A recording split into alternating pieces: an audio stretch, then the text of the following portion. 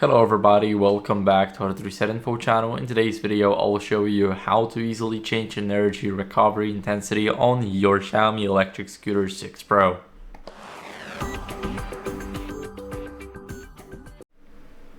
So first, what you guys want to do is go over and open up the assisted riding in the Xiaomi Home app where your electric scooter is.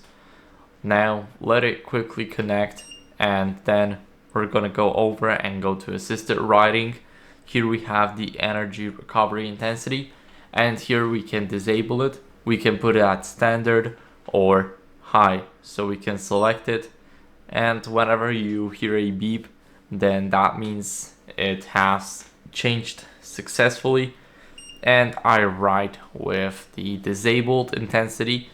I think it's pointless for me, but if you really care about it, you can just enable it here and it will work just like that. So it's just a click of a button. So that's basically it for the video. I hope it was helpful. If it was, then leave a like, subscription, and a comment, and I'll see you in the next one. Bye.